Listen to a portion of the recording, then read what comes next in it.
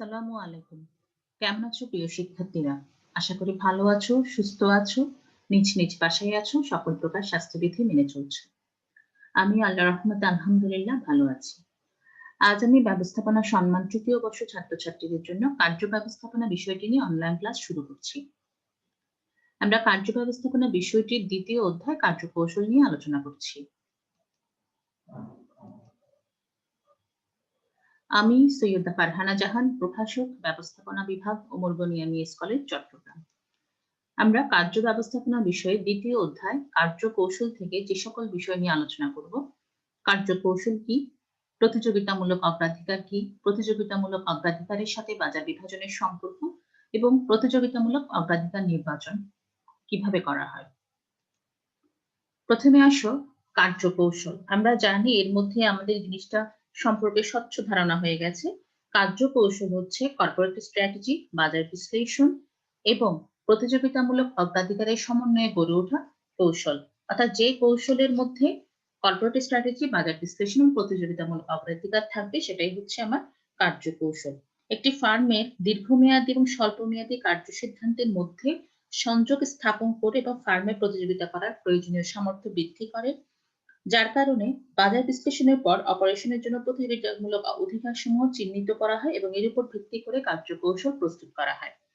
তাহলে শিক্ষার্থীরা আমরা বলতে পারি যে কার্যকৌশল হলো কর্পোরেট স্ট্র্যাটেজি, বাজার বিশ্লেষণ এবং প্রতিযোগিতামূলক অগ্রাধিকারের সমন্বয়ে গড়ে ওঠা কৌশল, যা সম্পদের সর্বোত্তম ব্যবহারের মাধ্যমে মূল লক্ষ্য এবং উদ্দেশ্য পৌঁছাতে সহযোগিতা করে।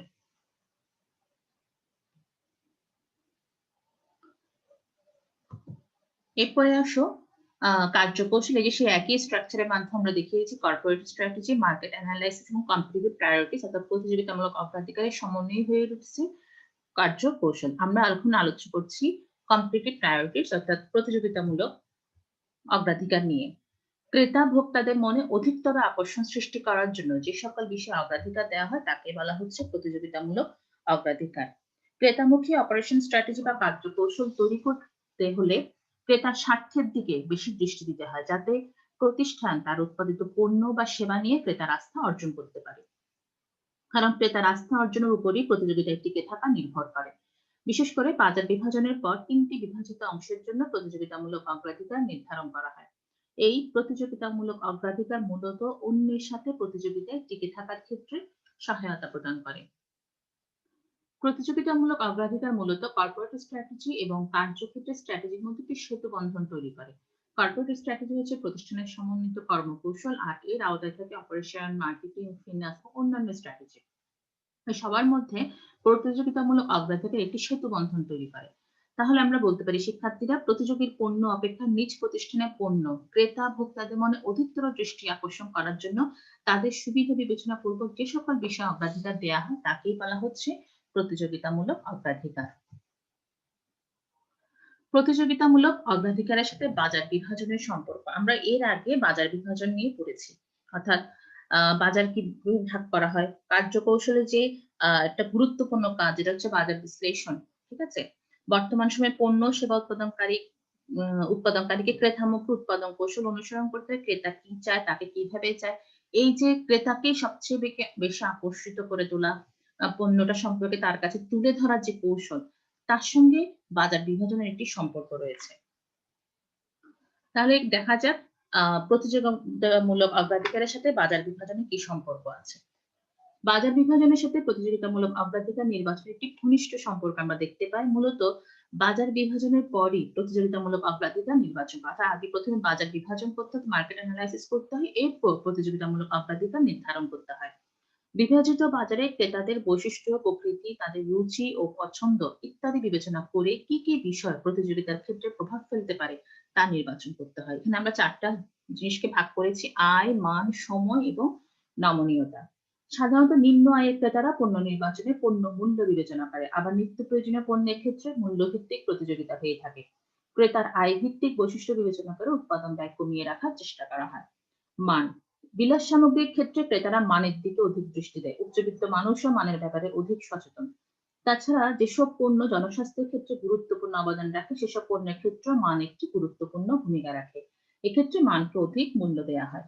সময়, ক্রেতারা অনেক সময় কোনো পণ্য বা সেবা যথার্থ সময় পেতে চায়, যেমন টেলিফোন, বিদ্যুৎ বা অন্যান্য সেবা যা যথাসময়ে না পাওয়া গেলে ক্রেতার আস্থা থাকে না। এসব পণ্য বা সেবার ক্ষেত্রে সময় ভিত্তিক প্রতিযোগিতাকে বেশি মূল্য দেওয়া হয়। নমনীয়তা। একইভাবে কোনো ক্ষেত্রে ক্রেতারা বিশেষ পণ্য বা সেবা বিশেষভাবে পেতে চায়। যেমন আসবাবপত্র, পোশাক, চুলের ডিজাইন ইত্যাদি ক্ষেত্রে ক্রেতারা পৃথক বৈশিষ্ট্য পেতে আগ্রহী। এসব ক্ষেত্রে উৎপাদনকারীরা ক্রেতাকে আকৃষ্ট করার জন্য নমনীয়তা নীতি। নমনীয়তা মানে কি? পরিবর্তিত পরিস্থিতির সাথে খাপ খাইয়ে চলা। সেই নমনীয়তা নীতিটাই তারা অনুসরণ করে থাকে। এসব বিষয় বিবেচনা করে বলা যায় যে শিক্ষার্থীরা বাজার বিভাজনের সাথে প্রতিযোগিতামূলক অগ্রাধিকার একটি ঘনিষ্ঠ সম্পর্ক আমরা দেখতে পাই। এই যে আয়, মান, সময় এবং নমনীয়তা ইত্যাদি দেখেই তাদের মধ্যে আম বাজার বিভাজন করার পর আয় অনুযায়ী সেই পণ্যের একটা মান নির্ধারণ করা হয় এবং মানটা যে কাদের কাছে খুব বেশি গুরুত্বপূর্ণ, কোন সময় কোন ধরনের সেবা পেতে চায় এবং কি ধরনের নমনীয়তা তারা চায়, পণ্যের আ বৈশিষ্ট্যগত যে পরিবর্তনটা তারা চায়, এই সবকিছু ক্রেতাকে সন্তুষ্ট করার জন্যই প্রয়োজনীয় পদক্ষেপ গ্রহণ করা হয়। প্রতিযোগিতামূলক অগ্রাধিকার নির্বাচন। কার্যকৌশলের জন্য প্রতিযোগিতামূলক অগ্রাধিকার নির্বাচন একটি গুরুত্বপূর্ণ কাজ। কারণ সঠিক অগ্রাধিকার নির্বাচনের উপর প্রতিযোগিতায় টিকে থাকা এবং বাজারে প্রভাব বিস্তার করা নির্ভর করে। বিশেষ করে ভোক্তামুখী উৎপাদন ব্যবস্থায় সঠিক প্রতিযোগিতামূলক অগ্রাধিকারই ক্রেতাকে সন্তুষ্ট করার জন্য কাজ করে। কোনো প্রতিষ্ঠান প্রতিযোগিতায় টিকে থাকার জন্য এক বা একাধিক প্রতিযোগিতামূলক অগ্রাধিকার নির্বাচন করে। আবার কোনো প্রতিষ্ঠান একই সাথে সবগুলো অগ্রাধিকার বিবেচনা করে পণ্য বা সেবা উৎপাদন করে। এটি নির্ভর করে সংগঠনের দক্ষতা ও সৃজনশীলতার উপর। তাহলে আমরা নিচে কয়েকটি উপাদান পাই যা প্রতিযোগিতামূলক অগ্রাধিকার নির্বাচনে প্রভাব বিস্তার করে বা এগুলোর উপরে আ প্রতিযোগিতামূলক অগ্রাধিকার নির্বাচন করা যায়। পণ্য বা সেবার প্রকৃতি নির্ধারণ, টার্গেট ক্রেতা নির্ধারণ, বাজার বিভাজন। প্রথমে আসো পণ্য বা সেবার প্রকৃতি নির্ধারণ। প্রতিযোগিতা অগ্রাধিকার নির্বাচন নির্ভর করে পণ্য বা সেবার প্রকৃতির উপর। শিল্প পণ্য, ভোগ্য পণ্য, সেবা পণ্য ইত্যাদির উপর নির্ভর করে প্রতিযোগিতামূলক অগ্রাধিকার নির্বাচন করা হয়। আমরা যদি উদাহরণ হিসেবে বলি যে একটি ভোগ্য পণ্যের ক্ষেত্রে প্রতিযোগিতামূলক অগ্রাধিকার এবং শিল্প পণ্যের প্রতিযোগিতামূলক অগ্রাধিকার এক নয়। আসলে এক নয়। শিল্প পণ্যের ক্ষেত্রে মূল্য এবং আম দ্রুত সরবরাহের বিষয়টি প্রতিযোগিতামূলক অগ্রাধিকার হিসেবে বিবেচিত হয়। কিন্তু সেবার ক্ষেত্রে মানই বিশেষ গুরুত্বপূর্ণ। টার্গেট ক্রেতা নির্ধারণ। ক্রেতার প্রকৃতির উপরও প্রতিযোগিতামূলক অগ্রাধিকার নির্বাচন নির্ভর করে। অর্থাৎ ক্রেতা কোন ধরনের, ক্রেতার বয়স, আয়, বৈশিষ্ট্য, পেশা ইত্যাদির উপর ভিত্তি করেই প্রতিযোগিতামূলক অগ্রাধিকার নির্বাচন করা হয়। কম বয়সের ক্রেতার কাছে যেটি পছন্দ, বৃদ্ধদের কাছে তা পছন্দের নাও হতে পারে। এটা খুব স্বাভাবিক। এভাবেই টার্গেট ক্রেতা নির্ধারণ করা হয়। বাজার বিভাজন। প্রতিযোগিতামূলক অগ্রাধিকারের ক্ষেত্রে বাজার বিভাজন একটি গুরুত্বপূর্ণ উপাদান। বিভাজিত বাজারের বৈশিষ্ট্য অনুযায়ী প্রতিযোগিতামূলক অগ্রাধিকার নির্বাচন করা হয়। একটি পণ্য বা সেবার জন্য একই সাথে একাধিক প্রতিযোগিতামূলক অগ্রাধিকার নির্বাচন করা যেতে পারে। বিশেষ করে বিভিন্ন অঞ্চলে বা বাজারের বিভিন্ন পর্বে যদি চাহিদা ভিন্ন রকম হয় তাহলে বিভিন্ন অংশের জন্য ভিন্ন প্রতিযোগিতামূলক অগ্রাধিকার নির্বাচন করা হয়। অর্থাৎ বাজারকে ভাগ করার সাথেই সেভাবে ক্রেতাও ভাগ হয়ে যায়, ক্রেতার চাহিদাও ভাগ হয়ে যায়, রুচিও ভাগ হয়ে যায়, সেভাবেই প্রতিযোগিতামূলক অগ্রাধিকার নির্বাচন করতে হয়। তাহলে আমরা বলতে পারি শিক্ষার্থীরা প্রতিযোগিতামূলক অগ্রাধিকার নির্বাচন একটি দক্ষতাপূর্ণ ও সৃজনশীল কাজ। ব্যবস্থাপনার এসব উপাদান ভিত্তি করে তাদের উৎপাদিত পণ্য বা সেবার জন্য প্রতিযোগিতামূলক অগ্রাধিকার নির্বাচন করে থাকে। এই হচ্ছে আমাদের আজকের আলোচ্য বিষয়। পরবর্তী নতুন বিষয় নিয়ে আসবো। এই বিষয়ে তোমাদের কোনো প্রশ্ন থাকলে পোস্টের কমেন্টে জানাবা এবং ক্লাসটি মনোযোগ দিয়ে দেখবা। কোনো কিছু বুঝতে সমস্যা হলে অবশ্যই জানাবা। ধন্যবাদ। তোমাদের সকলের সুস্থতা কামনা করছি। আমার সকল ক্লাস উক্ত ইউটিউব চ্যানেলে পাবা। যেকোনো মাননীয় অধ্যক্ষের যেকোনো প্রকার নির্দেশনা principal Omar Gani MES college official পেজে পাবা। আমি সহ সকল বিষয়ভুক্ত শিক্ষকের class online classroom of Omar Gani MES college EIIN 104300 Chittagong এই পেজে পাবা। তোমাদের সকলের সুস্থতা কামনা করছি। সবাই ভালো থেকো। আল্লাহ হাফেজ।